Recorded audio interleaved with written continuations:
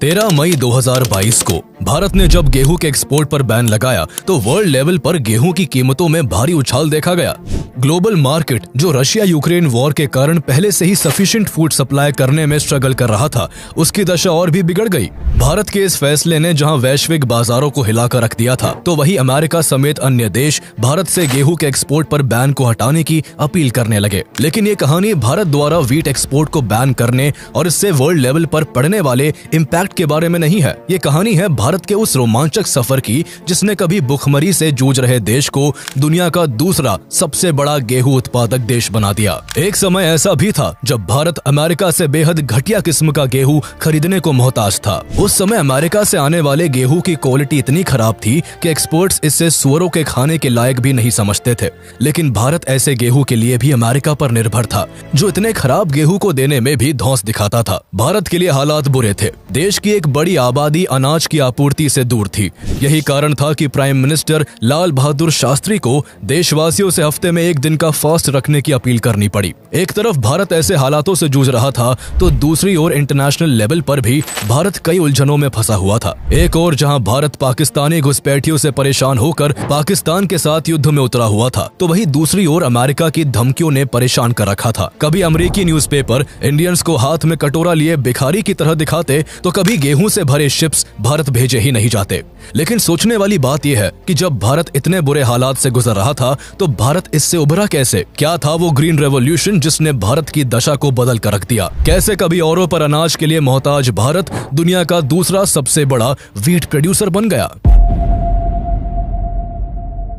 भारत पर अपने 200 सालों के राज में अंग्रेजों ने भारत को जी भर कर लूटा। कभी सोने की चिड़िया कहा जाने वाला भारत इतनी बुरी दशा में पहुंच गया कि एक बड़ी आबादी को 2 वक्त की रोटी तक नसीब नहीं थी। चारों तरफ भुखमरी का आलम था। सबसे बुरा हाल बंगाल में देखा गया, जहां 1943 से 1944 के बीच भुखमरी ने अपने पांव ऐसे पसारे कि 30 लाख से ज्यादा लोगों ने भूख से तड़प कर अपनी जिंदगी गंवा दी। साल 1947 में अंग्रेज तो भारत को छोड़कर चले गए, लेकिन जाते जाते वो ऐसे बुरे हालात छोड़ गए जहां से संभलना भारत के लिए बेहद मुश्किल था। अंग्रेजों ने भारत में एग्रीकल्चर सेक्टर को इस हाल में पहुंचा दिया था कि आजादी के समय देश के पास खाने के लिए सफिशिएंट अनाज तक नहीं था। ये स्थिति तब थी जब भारत के 70% से भी ज्यादा लोग अपना घर चलाने के लिए एग्रीकल्चर पर डिपेंडेंट थे।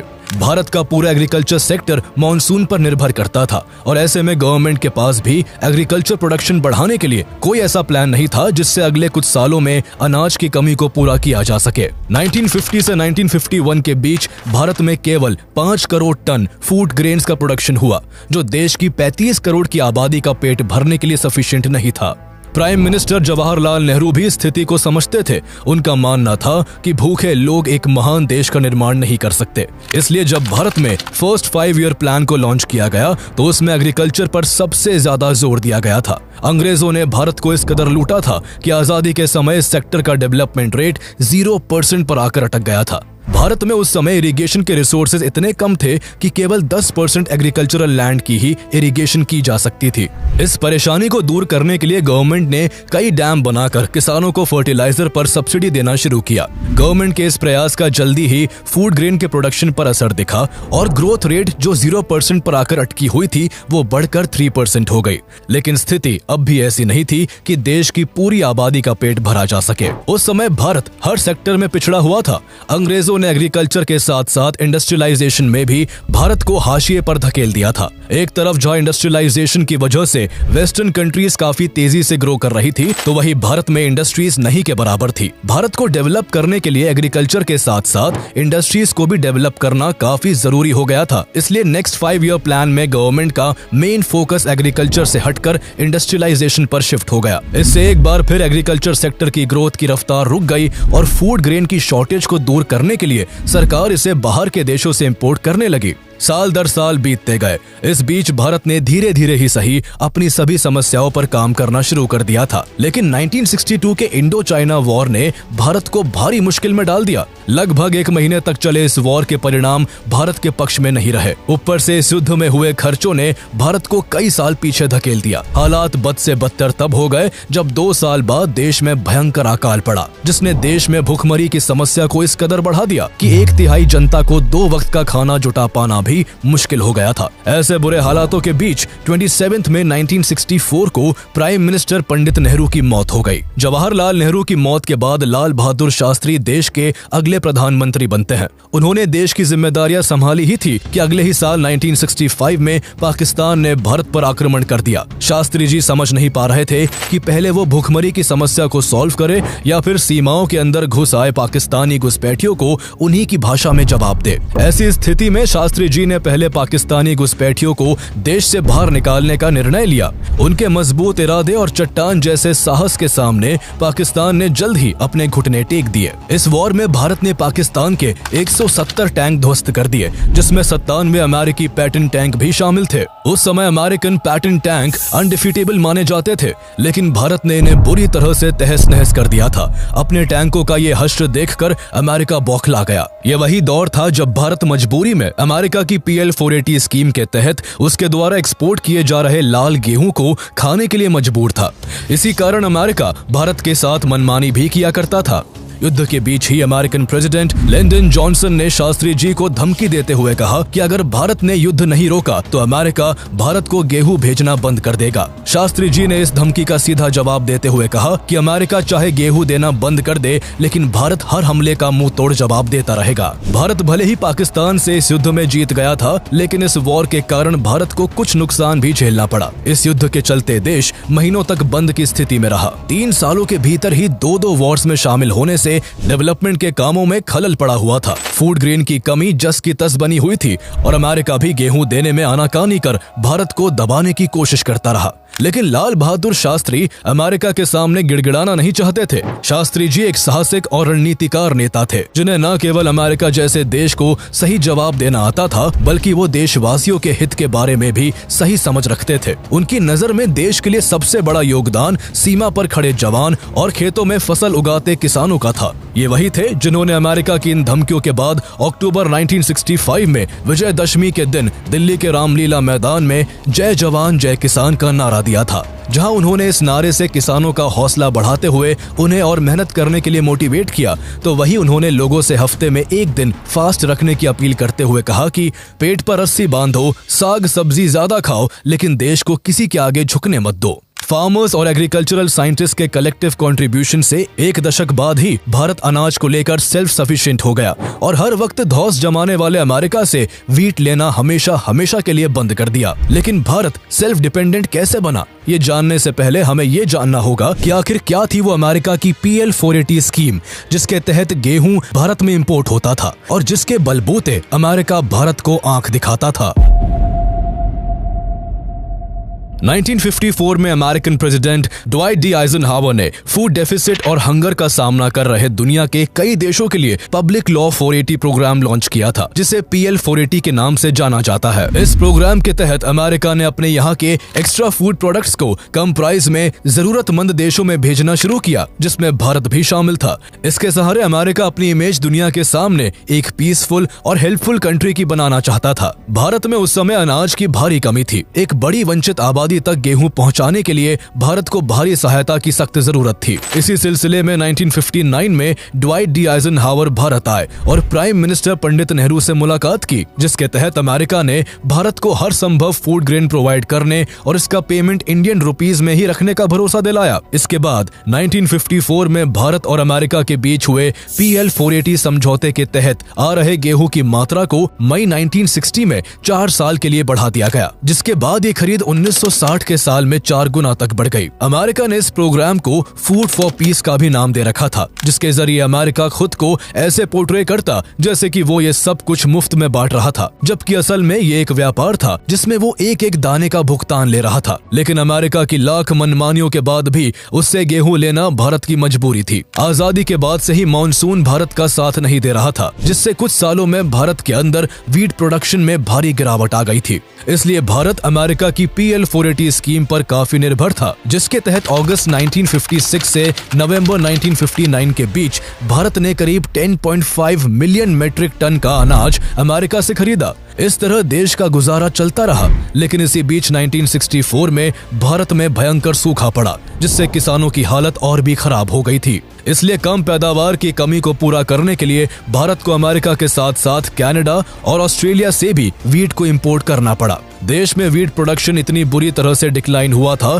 कि इसी साल अमेरिकन एग्रीकल्चर एक्सपर्ट्स ने भारत का दौरा करते हुए ये प्रेडिक्ट किया था कि भारत एक ऐसी एग्रीकल्चर प्रॉब्लम से जूझ रहा है जो 1970 के दशक में लाखों लोगों की मौत का कारण बनेगी। हालांकि उनका यह अनुमान आने वाले सालों में गलत साबित हुआ, लेकिन इस बात से इनकार नहीं किया जा सकता कि उस वक्त भारत बहुत बदतर स्थिति से गुजर रहा था। सच ये भी है कि अमेरिका ने चाहे सीधे तरीके से या फिर आनाकानी करके भारत को समय से अनाज पहुंचाया था, जिससे भारत की मदद हुई। लेकिन 1965 में जब भारत और पाकिस्तान के बीच युद्ध छिड़ा तो अमेरिका और भारत के रिश्ते में दरार आ गई। अमेरिकन प्रेसिडेंट लिंडन जॉनसन को लगता था कि भारत उनकी स्कीम का इस्तेमाल अपनी कंडीशन को सुधारने के बजाय डिफेंस इक्विपमेंट्स को खरीदने में कर रहा है। PL 480 के तहत अमेरिका द्वारा भारत की मदद उसकी सोची समझी चाल थी। वो ऐसा करके भारत को सोवियत से दूर करना चाहता था। इसके तहत अमेरिका को गेहूं के बदले पेमेंट इंडियन करेंसी में मिल रहा था, जिसका इन्वेस्टमेंट वो भारत में ही कर सकता था। इसलिए अमेरिका ने इस डील से पहले एक कंडीशन भी रखी थी कि भारत को पेस्टिसाइड्स एंड फर्टिलाइजर्स उससे ही खरीदने होंगे। इस तरह अमेरिका को दोनों तरफ से फायदा हो रहा था। वहीं अमेरिका द्वारा भेजे जा रहे गेहूं की क्वालिटी इतनी खराब थी कि कुछ एक्सपर्ट्स के हिसाब से ये केवल सुअरों को खिलाने के लायक था। इतनी खराब क्वालिटी के गेहूं भारत द्वारा खरीदे जाने से एक्सपर्ट्स के साथ साथ पब्लिक भी गवर्नमेंट को क्रिटिसाइज कर रही थी। गवर्नमेंट में ही शामिल कुछ लोगों का मानना था कि इतने पैसे खर्च करने के बजाय भारत को खुद ही इसके प्रोडक्शन को बढ़ाने पर जोर देना चाहिए। प्रधानमंत्री लाल बहादुर शास्त्री ने इस बारे में स्ट्रॉन्ग एक्शन तब लिया जब 1965 के युद्ध के दौरान अमेरिका ने भारत को धमकाना शुरू किया। इस धमकी को शास्त्री जी ने सीरियसली लेते हुए एग्रीकल्चर बजट को बढ़ा दिया। इसके बाद food and agriculture minister Chidambaram Subramaniam ने कैबिनेट के सामने 2 पॉइंट फॉर्मूला का प्रस्ताव रखा। पहले पॉइंट में उन्होंने किसानों को प्राइस इंसेंटिव्स देने की बात की, तो वही दूसरे पॉइंट में उन्होंने साइंटिफिक फार्मिंग पर जोर देने को कहा। उनके इस फैसले का खूब विरोध भी हुआ था, लेकिन पॉलिटिकल प्रेशर के बावजूद वो अपने फैसले पर डटे रहे और शास्त्री जी का विश्वास जीतने में कामयाब रहे। इसके बाद सी सुब्रमण्यम ने एग्रोनॉमिस्ट MS स्वामीनाथन के साथ मिलकर एक नए एग्रीकल्चर प्रोग्राम की शुरुआत की। ये नया एग्रीकल्चर प्रोग्राम भारत में एग्रीकल्चर सेक्टर की सूरत बदलने वाला था, जिसमें सबसे बड़ी भूमिका MS स्वामीनाथन की थी। आगे चलकर एग्रीकल्चर में उनके इस ग्रेट कंट्रीब्यूशन के लिए उन्हें father of Indian green revolution का दर्जा भी दिया गया। लेकिन शुरुआत में MS स्वामीनाथन का एग्रीकल्चर में कोई इंटरेस्ट नहीं था। उनके पिता उन्हें डॉक्टर बनाना चाहते थे, लेकिन 1943 के बंगाल फैमिन का उन पर बहुत गहरा प्रभाव पड़ा। इसके बाद उन्होंने मेडिकल की सीट छोड़कर किसानों की हालत को सुधारने के लिए कोयम्बतूर एग्रीकल्चर कॉलेज में अपना एडमिशन करवा लिया। यहाँ से एग्रीकल्चर में ग्रेजुएट होने के बाद उन्होंने Indian agricultural research institute new Delhi से पोस्ट ग्रेजुएशन की डिग्री ली और फार्मिंग से जुड़े रिसर्च के काम में जुट गए। स्वामीनाथन जब देश की फार्मिंग से जुड़ी प्रॉब्लम्स को सॉल्व करने के लिए रिसर्च में जुटे हुए थे, उसी समय भारत से हजारों मीलों दूर एक बड़ा एक्सपेरिमेंट हो रहा था, जिसका असर जल्द ही भारत पर भी पड़ने वाला था। इस एक्सपेरिमेंट के कर्ता धर्ता American agricultural scientist Norman Borlaug थे, जो अपनी रिसर्च से फार्मिंग में प्रोडक्शन बढ़ाकर पूरी दुनिया से भूखमरी मिटाना चाहते थे। यूनिवर्सिटी ऑफ मिनेसोटा से प्लांट पैथोलॉजी और जेनेटिक्स में PhD पूरी करने के बाद नॉर्मन बोरलॉग मेक्सिको चले गए। यहाँ उन्होंने गेहूं के हाइब्रिड सीड्स जैसे पिटिक 62 और पेंजामो 62 तैयार किए, जिनमें बीमारियां भी कम लगती थी और वो ट्रेडिशनल सीड्स के मुकाबले कई गुना ज्यादा पैदावार भी देते थे। 1963 में उन्होंने मेक्सिको में इन हाइब्रिड सीड्स को जगह जगह लगवाया था। इन बीजों का जल्द ही रिजल्ट देखने को मिला और उसी साल मेक्सिको में वीट का प्रोडक्शन पहले के कंपैरिजन में 6 टाइम्स तक बढ़ गया। ये एग्रीकल्चर सेक्टर में एक बड़ी क्रांति थी, जिसे आगे चलकर ग्रीन रेवोल्यूशन का भी नाम दिया गया। दरअसल ग्रीन रेवोल्यूशन एग्रीकल्चरल प्रोडक्शन को बढ़ाने का एक न्यू मेथड है, जिसमें ट्रेडिशनल सीड की जगह हाई यील्डिंग वेराइटीज के सीड्स का इस्तेमाल किया जाता है। पौधा ग्रो करने के बाद उसे भरपूर पानी देकर फर्टिलाइजर्स और पेस्टिसाइड्स की हेल्प से प्रोडक्शन को बढ़ाया जाता है। शुरुआती दौर में इसे गेहूं पर आजमाया गया था, बाद में चावल, ज्वार, बाजरा और मक्का पर भी इसका एक्सपेरिमेंट सक्सेसफुल रहा। भारत में भी इसी ग्रीन रेवोल्यूशन के जरिए MS स्वामीनाथन ने फूड प्रोडक्शन को बढ़ाने का काम किया। जब बोरलॉग मैक्सिको में वीट के सीड्स पर एक्सपेरिमेंट कर रहे थे तो स्वामीनाथन भी इस पर नजर रखे हुए थे। 1963 में बॉरलॉग के प्रयासों से जब वहां गेहूं की बम्पर पैदावार हुई तो MS स्वामीनाथन ने बॉरलॉग को भारत बुलाने का मन बना लिया था।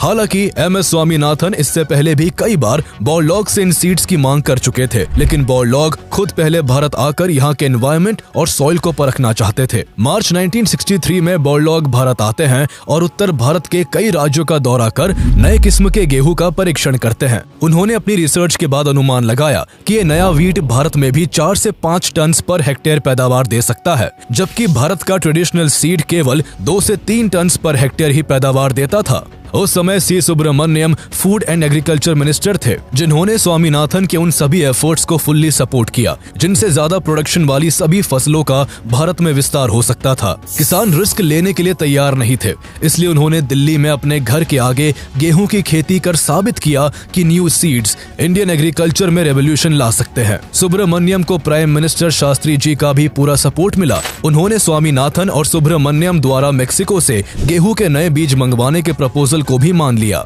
मेक्सिको से गेहूं के सोनोरा 63, सोनोरा 64, मेयो 64 और लर्मा रोजो 64 के 18,000 टन से ज्यादा सीड्स इंपोर्ट किए गए। इसके बाद इन्हें फार्मर्स के बीच फ्री ऑफ कॉस्ट बांटा गया। इन सीड्स को ज्यादातर हरियाणा, पंजाब और वेस्ट उत्तर प्रदेश के फार्मर्स को दिया गया, क्योंकि उस समय यहाँ इरिगेशन के रिसोर्सेज अन्य राज्यों से बेहतर थे। इसके अलावा गवर्नमेंट ने फर्टिलाइजर और पेस्टिसाइड्स पर सब्सिडी भी देना शुरू कर दिया ताकि किसानों को गेहूं की खेती का इंसेंटिव्स मिल सके। गवर्नमेंट की डेवलपमेंट पॉलिसी से देश तरक्की की पटरी पर पहुंचने की ख्वाहिश में आगे बढ़ ही रहा था कि 11 जनवरी 1966 के दिन ताशकंद में शास्त्री जी की मौत हो गई। उनकी मौत की खबर से पूरा देश सन्न रह गया। लोगों को डर था कि देश में शुरू हुए इस रेवोल्यूशन पर अब कहीं ब्रेक ना लग जाए, लेकिन शास्त्री जी के बाद इंदिरा गांधी प्राइम मिनिस्टर बनी और उन्होंने भी इस प्रोग्राम को अपना सपोर्ट देना जारी रखा। हालांकि इंदिरा गांधी के PM बनते ही अमेरिका के साथ भारत के रिश्तों ने एक नया मोड़ लेना शुरू कर दिया था।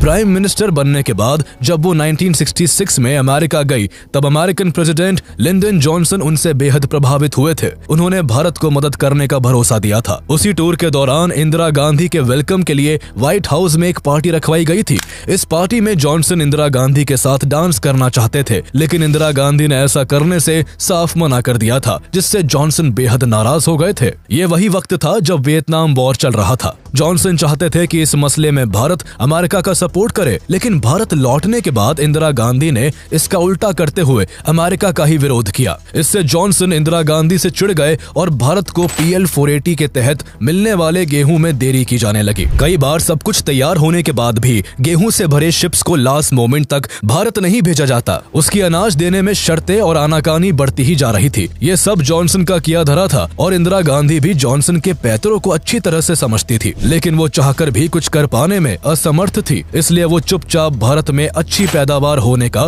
बेसब्री से इंतजार करने लगी। भारत में ग्रीन रेवोल्यूशन का सक्सेसफुल एक्सपेरिमेंट किया जा चुका था, जिसके चलते फूड प्रोडक्शन को बढ़ाने के लिए नए किस्म के सीड्स को ज्यादा से ज्यादा बोया जाना जरूरी था। इसलिए किसानों में इन बीजों की खेती के प्रति इंटरेस्ट बढ़ाने के लिए गवर्नमेंट ने गेहूं का मिनिमम सपोर्ट प्राइस MSP तय किया। किसानों को भरोसा दिलाया गया कि अगर उनकी फसल बर्बाद भी होती है तो गवर्नमेंट द्वारा उनके लॉस की भरपाई की जाएगी। सरकार के इस फैसले से किसानों के बीच एक अच्छा मैसेज गया और उनका गवर्नमेंट के ऊपर भरोसा बढ़ने लगा। कुछ वक्त बाद सभी को चौंकाते हुए केवल 4 साल में ही वीट प्रोडक्शन 1.2 करोड़ टन से बढ़कर 1.7 करोड़ टन हो गया। यहाँ से भारत के एग्रीकल्चर सेक्टर में रेवोल्यूशन आना शुरू हो गया था। चारों तरफ फसलें लहराने लगी और गेहूं का खूब प्रोडक्शन होने लगा। अगले 2 सालों में ही गेहूं का प्रोडक्शन 2 गुना हो गया। इसके बाद भारत में ग्रीन रेवोल्यूशन को और एक्सपैंड किया गया, जिसके चलते भारत का फूड प्रोडक्शन बढ़ता ही चला गया। जहां एग्रीकल्चर सेक्टर ग्रो कर रहा था तो वही सरकार ने बफर स्टॉक बनाकर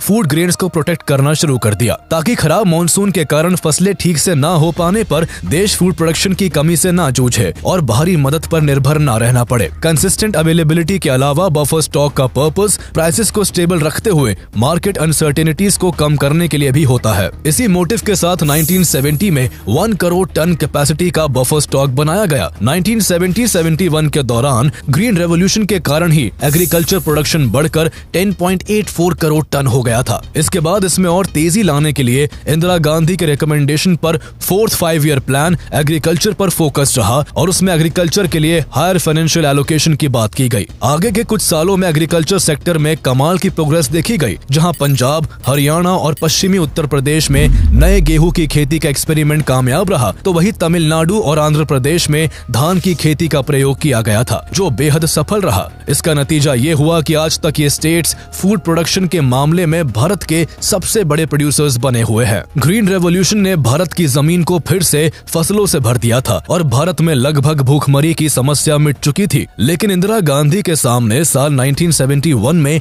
एक नई प्रॉब्लम आकर खड़ी हो गई, जब वेस्ट पाकिस्तान के अत्याचारों से परेशान होकर ईस्ट पाकिस्तान के लोग भारी मात्रा में भारत माइग्रेट करने लगे। भारत अभी अभी भूखमरी की समस्या से उभरा था। ऐसे में पाकिस्तान से लाखों की तादाद में आ रहे रेफ्यूजीज को भारत में बसा पाना पॉसिबल नहीं था। इंदिरा गांधी समझ नहीं पा रही थी कि इस पर वो किस तरह रिएक्ट करे। 1971 में उन्होंने अमेरिका जाकर ईस्ट पाकिस्तान के मुद्दों पर अमेरिकन प्रेसिडेंट रिचर्ड निक्सन से बात की, लेकिन उस समय रिचर्ड निक्सन ने उनकी बातों को सीरियसली नहीं लिया। इसके बाद इसी साल 1971 में भारत और पाकिस्तान के बीच ईस्ट पाकिस्तान को लेकर युद्ध हुआ, तो अमेरिका साफ तौर पर भारत के खिलाफ था। रिचर्ड निक्सन ने पहले तो भारत को युद्ध न करने की धमकी दी, लेकिन जब भारत नहीं माना तो अमेरिका ने अपने समुद्री बेड़े 7th फ्लीट भारत की तरफ मोड़ दिए। हालांकि अमेरिका के ये डराने धमकाने वाले हथकंडे किसी काम न आ सके। भारत ने 1971 के युद्ध में न केवल पाकिस्तान को भारी शिकस्त दी, बल्कि ईस्ट पाकिस्तान को बांग्लादेश के रूप में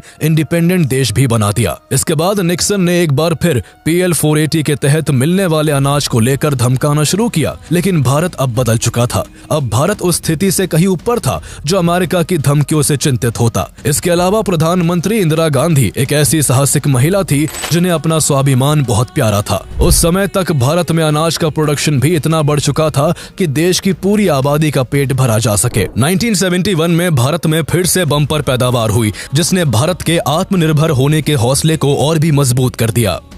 इसके बाद भारत ने अमेरिका की बार बार की धमकियों पर फुल स्टॉप लगाते हुए इसी साल 29 दिसंबर 1971 को PL 480 से निकलने का ऐलान कर दिया। इस तरह तय समय से पहले ही इस स्कीम से निकलकर भारत ने अमेरिका को उसी की भाषा में जवाब दिया। ग्रीन रेवोल्यूशन की शुरुआत के बाद अगले 10 सालों में भारत फूड प्रोडक्शन के मामले में सेल्फ रिलायंट बन गया। 1978-79 आते आते भारत का फूड प्रोडक्शन 131 मिलियन टन तक पहुंच गया। इससे भारत दुनिया का one of the largest food producer बन गया।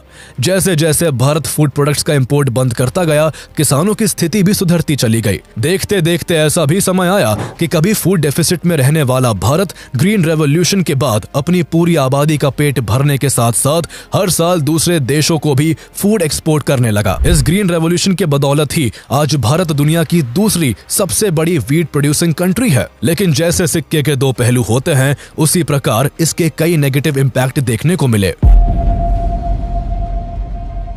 5 दशक के बाद ग्रीन रेवोल्यूशन के साइड इफेक्ट्स धीरे धीरे सामने आने लगे। ज्यादा प्रोडक्शन के चक्कर में हर साल फर्टिलाइजर्स और पेस्टिसाइड्स की जरूरत बढ़ती चली गई और आज भारत दुनिया में चीन के बाद इसके इस्तेमाल के मामले में दूसरे नंबर पर है। फर्टिलाइजर्स के अधिक इस्तेमाल से खेत की नेचुरल फर्टिलिटी घटती गई और जमीन कम फर्टाइल होने लगी। ज्यादा प्रोडक्शन के लिए फर्टिलाइजर के अधिक इस्तेमाल ने उपजाए गए अनाजों को ही जहरीला बना दिया। ग्रीन रेवोल्यूशन ने एनवायरनमेंट को भी बहुत बुरी तरह से डैमेज किया है।